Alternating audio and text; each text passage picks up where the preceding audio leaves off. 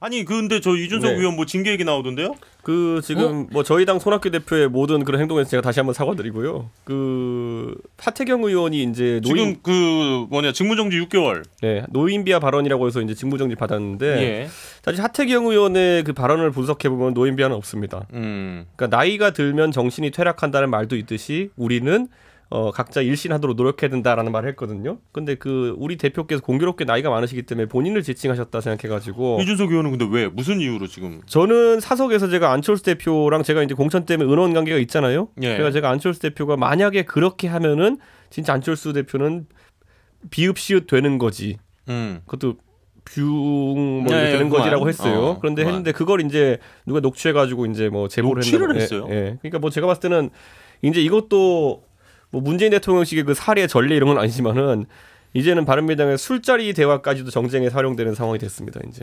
아니 그러면 궁금한 게요. 그냥 뭐 나오세요. 나와가지고 그냥 하면 되지. 왜 그런 당에 그냥 계속 있어요?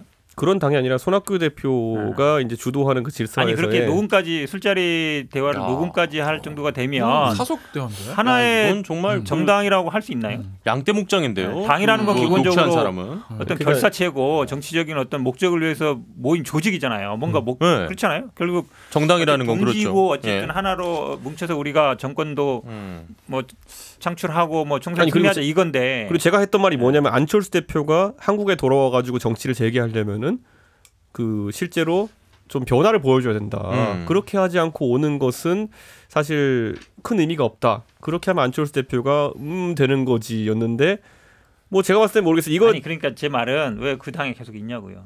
저는 어쨌든 이 당에서 손학규 대표 체제가 거치게 되면은 저는 서광 밑줄 그럴 가능성이 없는데 제가 농담에 이렇게 얘기할게요. 그 하태경 최고위원을 직무정지 시킴으로 인해 가지고 손학규 대표의 유고시에는 제가 대표가 됩니다.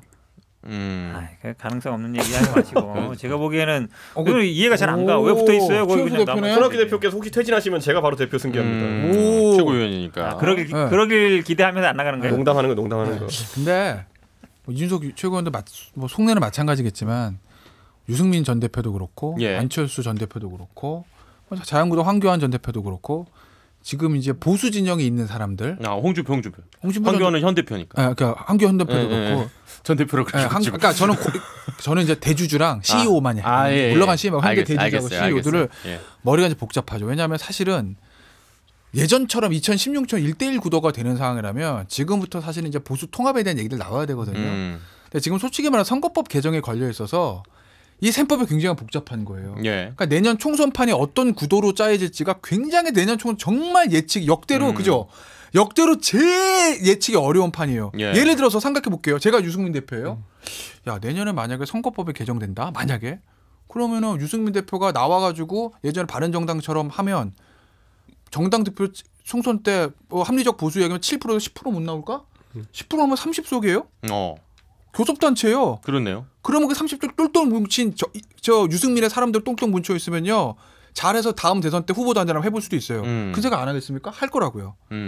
안철수 전 대표 안 하겠습니까? 할 거라고요. 그러니까 이 선거법 개정과 맞물려 있으니까 이게 지금 저 바른미래당에 있는 유승민 대표 걔도 움직이기도 지금 뭐하고 타이밍이 안철수 대표가 컴백도 그렇고 황교안 대표의 보수 통해서 저기 왜 다른 사람들 땡기는 것도 그렇고 이게 정치될 수밖에 없는 게 내년 선거 구도가 지금 잡히지 않아서 그래요. 저도 예측이 안 돼요. 제가 계시하는데 제가 있는 주변에 자유한국당 분들은 이 선거법을 통과된다는 걸 전제로 전략을 짜고 있어요. 왜 그러냐면 실제로 다 각자 생각이 다른데 물론 정확히 얘기하면 10%가 3석은 아니에요. 50% 연동이니까 15석이죠. 그러니까 그렇긴 한데 이건 거의 이제 기정사실화된 거다. 그러니까 변수가 아니라 상수다라고 봐서 대부분 아마 각자 생각이 다를 수 있지만 자유한국당도 이걸 이제 전제하지 않을 수 없다. 총선에서. 그래서 어찌 보면 역시 여의도에 계신 분들은 자기 살 국민은 진짜 열심히 그래서 본인들이 어쨌든 이 시스템 안에서 본인들이 어떻게든 적응해서 어떤 식으로든지 간에 여기 생존해 가느냐 대부분 이제 거기에 더 관심이 가 있어요. 그러니까 이런 거니까 예를 들면 좀 1대1 구도 다르긴 하지만 예전에 새누리당이 일단 과반했을 때 그때도 과반했는데 정당 투표 50% 넘은 줄 아세요? 40도 안 됐어요. 정당 투표율은. 민주당도 마찬가지고 지난 16년 총선에. 물론 이제 정당 투표 중요하다라고 하면 유권자 선택이 좀 달라질 수는 있는데 그렇다고 보면 이 생각을 하는 거죠. 제가 자유한국당 당대표예요. 예를 들어서 이준석 저 의원이 바른미래당 대표예요. 야 우리 둘이 합치면 50 나올까? 차라리 따로따로 해서 각자 얻은 다음에 나중에 합치는 게 낫지 않을까? 맞아요. 이 생각할 수 있거든요. 그게 지금 이제 흔히 나왔던 지난 10년째 계속되고 있는 비례는 정의당, 지역구는 민주당 전략이거든요. 근데 이게 잘 봐야 되는 게 선거법 안을 세세하게 들어보게 되면은 그거 하기 최적화되게 정의당이 이게 그때 심상정 위원장에서 그런지 모르겠는데 정의당에 최적화되어 있는 것이 그런 거예요. 예를 들어 연동형 비례대표가 되면 비례대표가 많이 나오잖아요.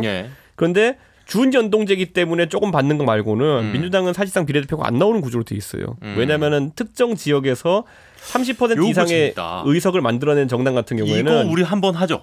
요거 정식 주제 안건으로 해서 제가 인강을 찍을 수 있습니다. 그러니까 요거 진짜 사실 저도 그러니까 기사를 통해서 뭐 읽어보기야 열심히 읽어봤습니다만 이게 진짜로 현직에 이렇게 계시는 그 정치적에 계신 분들이 아니면 요 선거제 그러니까 왜 이게 선거법과 관련해서 그렇게 치열하게 싸웠느냐 요거부터 해가지고 제가 인강 찍을 테니까 요거 한번 하시죠. 그런데 이제 이게 문제가 뭐냐면은 지금 선거법으로 강의를 할 수가 없는 게 많은 대부분의 여의도 정치인들은 나중에 300석 형태가 아니라 330석으로 통과될 거라고 이미 예측하고 있어요. 나중에 막판 수정안을 통해 가지고. 그러면 그 330개로 일단 놓고 한번 해도 돼요. 우리도 한번 하시죠. 지역구가 28석 주는데 그 28석 줄게 되면 아마 이게 본회의 통과가 쉽지 않을 것이라는 생각이 때문에. 그리고 연동형이라는 걸 이제 하기 위해서는 비례 의석이 좀 더 많아야 되는 것도 있습니다. 초과 의석 안 생기면. 좋아요. 아이고 야 오늘도 이미 뭐 시간 차고 넘쳤습니다. 두 가지 이야기만으로 두 가지가 아니었네요. 이게 홍준표 전 대표 이야기는 지금 뭐 이쪽 저쪽을 하도 많이 왔다 갔다 해가지고 근데 어쨌든 그건 되게 좋은 것 같아요. 우리 시간에 세 분 다 그쪽에 대해서 아주 잘 알고 계시니까 그 선거구제 그리고 이제 선거법과 관련해서 어떻게 바꾸려고 하는 거고 준연동 관련해서도 좀 설명을 쭉 좀 쉽게. 근데 현근택 변호사는 준연동제 때문에 혜택 볼 일이 전혀 없습니다. 이 밝은 세상으로 넘어오지 않는 한 어두운 곳에서는 뭐 그게 자 뭐 그러면 오늘도 이렇게 또 세 분과 쉽지 않네요. 치열한 이야기 나눠봤고요. 다음 주에 우리 또 어떤 이야기로 함께 할지 또 일주일 정말 만만치 않은 한 주가 될 것 같습니다. 저는 다음 주 발제하고 갑니다. 예. 정경심 소환이 그 이후 구속 여부는 다음 주에 봬요. 네. 수고 많으셨습니다. 네, 고맙습니다. 네.